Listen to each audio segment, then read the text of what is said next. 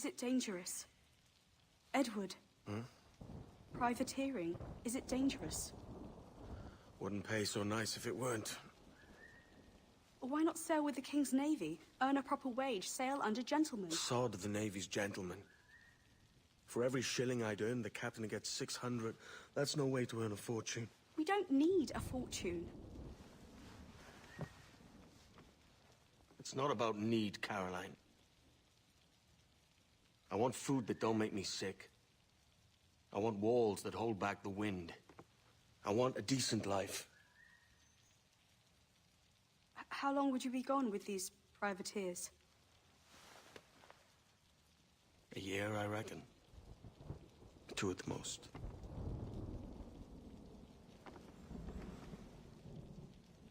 All right. No more than 2. Promise me.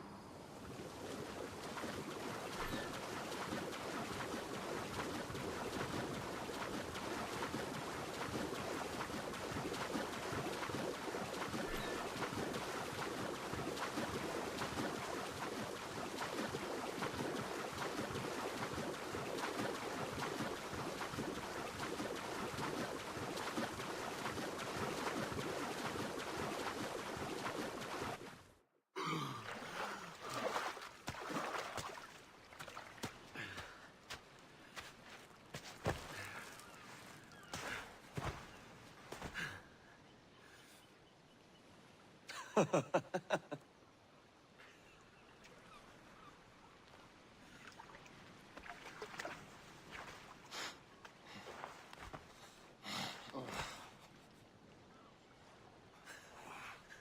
it good for you as well? Havana. I must get to Havana. Well, I'll just build us another ship, will I? I can pay you. Isn't that the sound you pirates like best? 100 escudos.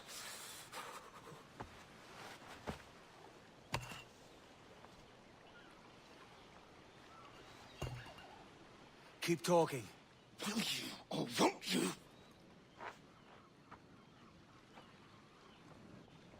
You don't have that gold on you now, do you?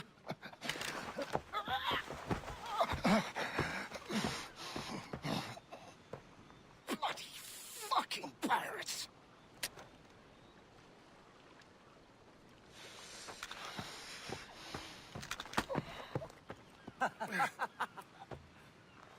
I'm on to you, Snakesby! Alright, the person you're seeing right here in front of the screen, his name is Edward Kenway. He is the main character of the game, the assassin. And with that, welcome to part 1 of my walkthrough of Assassin's Creed 4.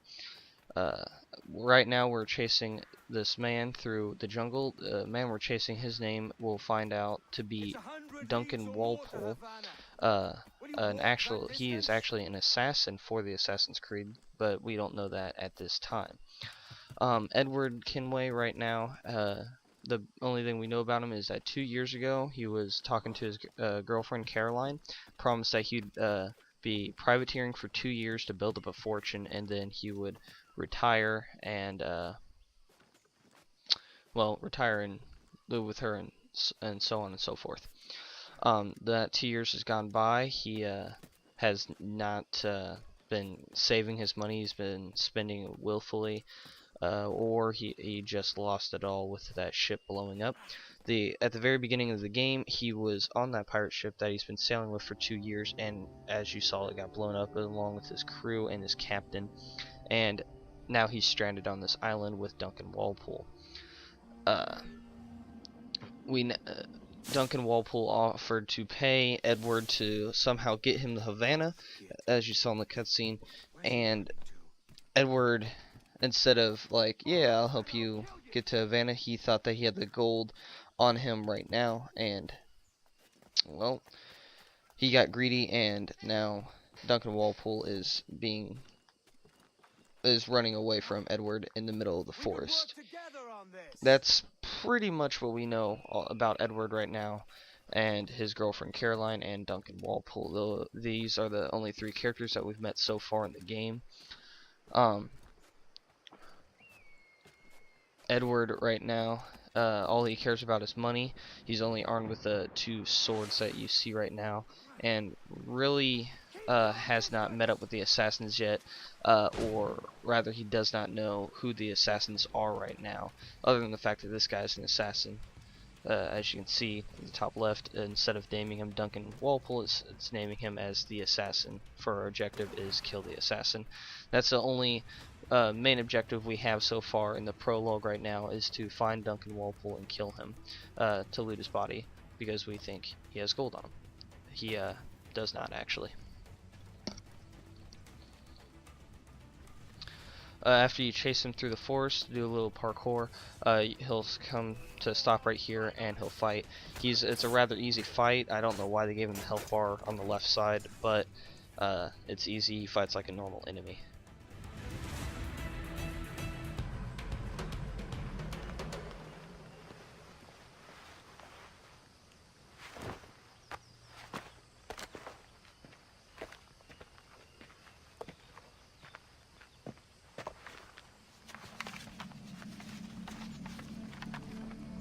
Senor Duncan Walpole, I accept your most generous offer and await your arrival with eagerness.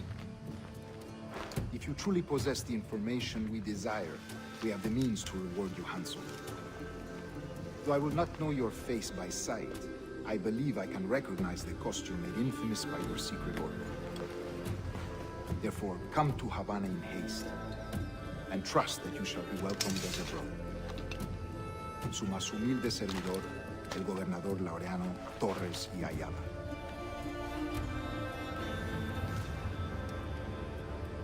Mr. Walpole, let's collect your reward.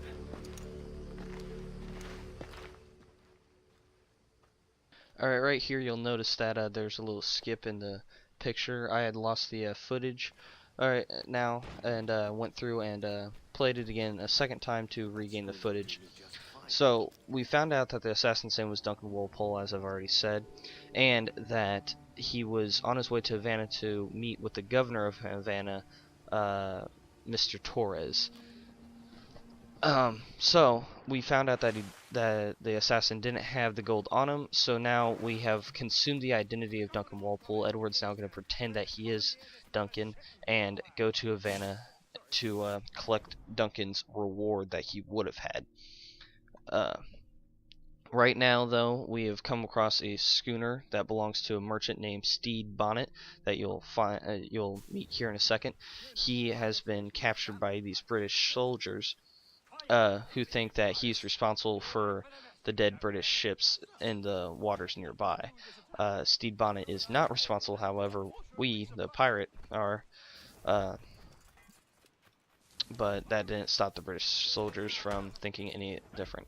Right here I got spotted by one of them and they came and fought me head on. I tried to hide from them here for a little bit, but they eventually found me. It really does not matter how you choose to take out these soldiers. I tried to do it stealthily at first, but then I got caught.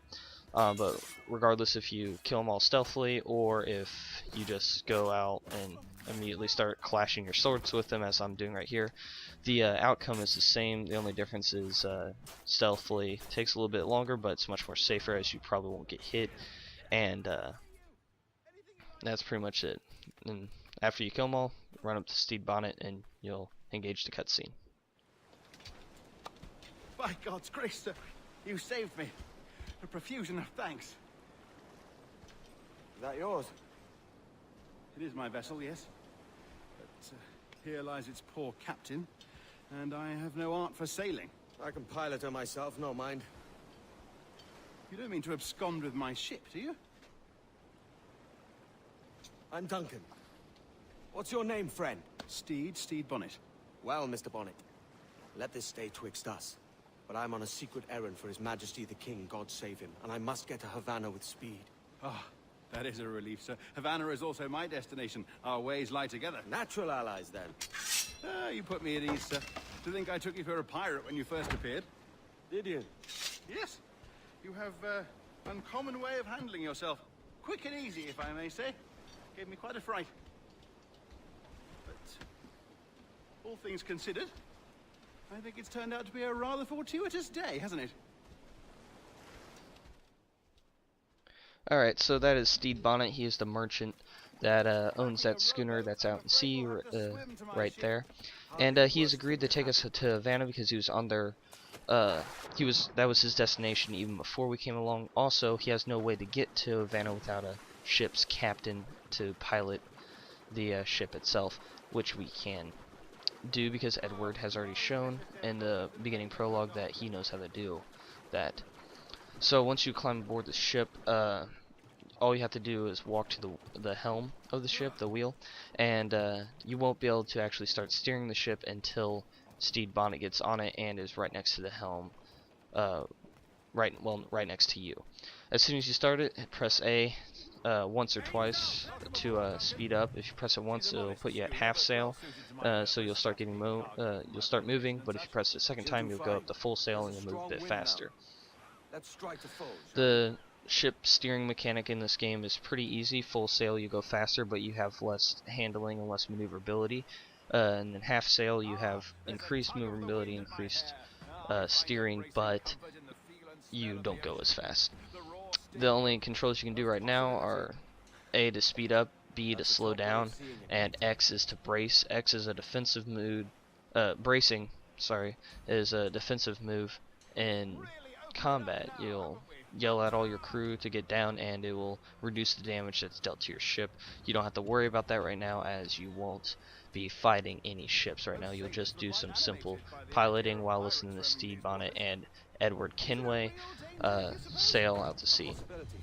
once you get to this curved spot here, you do want to slow down to half sail, because if you don't and you're going full sail, you won't be able to make that turn and you'll probably slam into the mountain. But I shouldn't worry about being waylaid by pirates, truth be told. My ship is small, and I have nothing of immense value. Sugarcane in its yields, molasses, rum, that sort of thing. There's not a pirate living who'd turn his back on a keg of rum. Well, yes. Yes, I suppose that's true. Loose all, let's move! As soon as you start heading out to open sea right here, you'll notice that a whale will pop out of the ocean. There's a lot of wildlife in this game. You can hunt various types of animals as well as harpooning whales, sharks, and so on and so forth. As soon as you hit the last marker, this cutscene starts.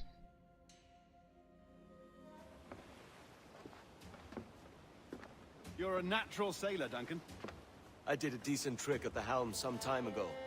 2 years before the mast as a privateer. Dash my buttons. Your life seems a grand one, if I may say. So full of adventure. How marvelous. I've seen my share of strangeness, aye.